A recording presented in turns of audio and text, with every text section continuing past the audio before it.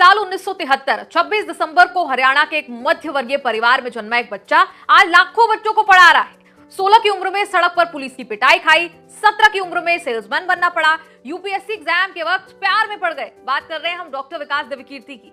आज UPSC crack करने का सपना देखने वालों को पढ़ाते हैं, अपना खुद का कोचिंग सेंटर दृष्टि आईएएस चलाते हैं। लोग नाम से पहचानते हैं, छात्र पढ़ने आते हैं, लेकिन it was no cakewalk. Vikas Devkirti की बात करने से पहले बता दें कि उनके माता पिता भी टीचर ही रहे हैं। पिता रोहतक में महर्षि दयानंद यूनिवर्सिटी से एफिलिएटेड कॉलेज में पढ़ाते थे, वहीं माताजी भिवानी के एक स्कूल में टीचर थी। विकास देवकीर्ति और उनके दोनों भाई भी उसी स्कूल से पढ़े।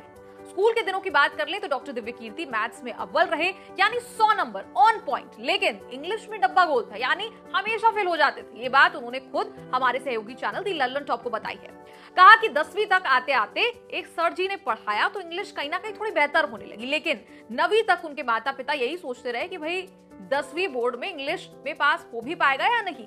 मतलब कुछ यूं था स्कूल में देवकीर्ति जी का हाल। वैसे क्या आप जानते हैं कि महज 17 साल की उम्र में डॉक्टर विकास देवकीर्ति को सेल्समैन की जॉब करनी पड़ी थी, क्योंकि घर में दिक्कतें थी, माली हालत अच्छी नहीं थी। अब सर्वाइव करना है, कुछ तो करना ही था, सेल्समैन बनना पड़ा। फिर भाई के साथ एक प्रिंटिंग कंपनी भी शुरू की। जब तक ग्रेजुएशन पूरी हुई तब तक हालात घर में बेहतर होने लगे। फिर अपने दोस्त के साथ उन्होंने पांडव नगर में एक फ्लैट ले लिया और वहीं पहली बार यूपीएससी की तैयारी शुरू कर डाली।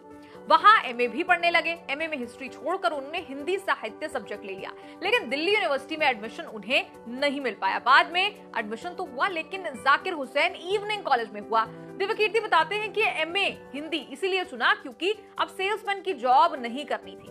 दूसरी तरफ प्रिंटिंग का बिजनेस जो है वो भी ठीक ठाक चलने लगा था, तो सोचा कि या तो यूपीएससी कर लेंगे या फिर हिंदी के प्रोफेसर बन जाएंगे। एमए हिंदी के पहले साल में सेकंड टॉपर रहे, फिर हिंदू कॉलेज में दूसरे साल में उन्होंने माइग्रेट कर लिया, यानी एमए का जो दूसरा साल उनका रहा वो हिंदू कॉलेज में किया। 1995 में फिर एमए फाइनल में गोल्ड मेडलिस्ट बनते बनते डॉक्टर देवकीर्ति रह गए। वैसे डॉक्टर देवकीर्ति बताते हैं कि जाकिर हुसैन कॉलेज में उस वक्त पॉलिटिक्स का चलन तो नहीं था, लेकिन वहां वो 3 साल में काफी पॉपुलर हो गए थे। 16.5 साल की उम्र में सड़क पर आंदोलनों में वो काफी एक्टिव रहे थे, यहाँ तक कि पुलिस की पिटाई भी उन्हें झेलनी पड़ी। साल 1996 में सोचा कि चलिए अब यूपीएससी की तैयारी करते हैं। फॉर्म भरा तो हिस्ट्री को ऑप्शनल सब्जेक्ट बनाकर भर दिया।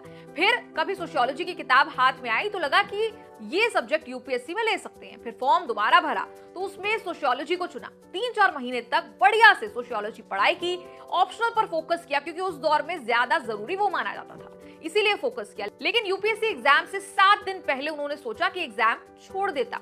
डॉक्टर देवकीर्ति ने कहा कि वो उस वक्त रिलेशनशिप में थे और उनसे ज्यादा उनकी पत्नी की डॉक्टर देवकीर्ति के घर वालों से बात होती थी। पत्नी ने उस वक्त घर वालों को बताया कि उनकी तैयारी ठीक है, लेकिन ये एग्जाम देने से डर रही हैं। फिर सोचिए क्या हुआ, पिताजी ने फोन करके धमकाया और कहा कि तुम एग्जाम दो, ज्यादा से ज्यादा क्या होगा, नहीं होगा। उन्होंने एग्जाम दिया तो प्रीलिम्स हो गया, फिर मेंस भी हो गया और फिर देखते ही देखते इंटरव्यू भी धड़ाधड़ निकल गया और फाइनल में सिलेक्शन हो गया।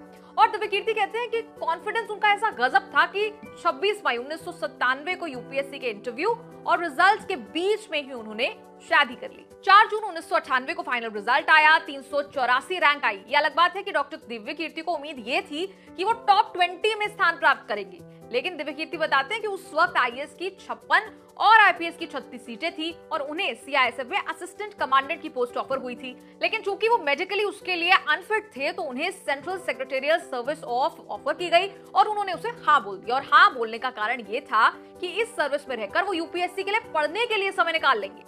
सफर यहीं नहीं रुका, दूसरा अटेम्प्ट घर से दिया, लेकिन मेंस एग्जाम में नहीं हुआ। ये डॉक्टर देवकीर्ति का इकलौता अटेम्प्ट था जिसमें उन्होंने इंटरव्यू नहीं दिया था। उन्हें लगा कि सोशियोलॉजी में नंबर कम होने की वजह से उनका शायद नहीं हो पाया। यही कारण था कि तीसरे अटेम्प्ट में ऑप्शनल सब्जेक्ट बदल दिया और फिलॉसफी ले लिया और इस बार इंटरव्यू तक तो पहुंचे, लेकिन सिलेक्शन नहीं हुआ। दूसरी तरफ पीजीडीवी कॉलेज में 4 महीने तक उन्होंने पढ़ाया। तब तक नौकरी की ज्वाइनिंग का समय आ गया था, लेकिन नौकरी ना करने की सोच ली थी तो ज्वाइनिंग वाले दिन वो गए ही नहीं। लेकिन इस बीच किसी दोस्त ने डॉक्टर देवकीर्ति के घर वालों को यह कह दिया कि नौकरी ना ज्वाइन करना एक गलती है। तो फिर जून 1999 में सेंट्रल सेक्रेटेरियल सर्विस ज्वाइन उन्होंने कर ली।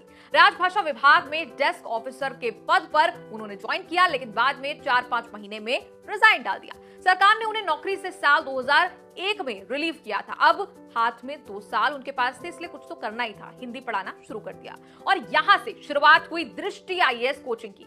साल 2003 में आखिरी अटेम्प्ट उन्होंने दिया। प्रीलिम्स का सेंटर मुंबई में रखा था और मेंस बेंगलुरु से दिया था, लेकिन इस अटेम्प्ट में भी उनका फाइनल सिलेक्शन नहीं हो पाया।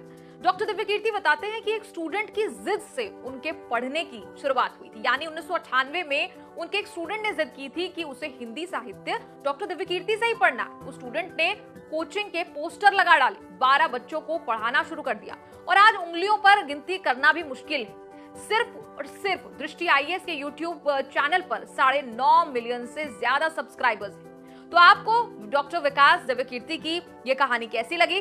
कमेंट्स में लिखकर जरूर बताएं और देखते रहिए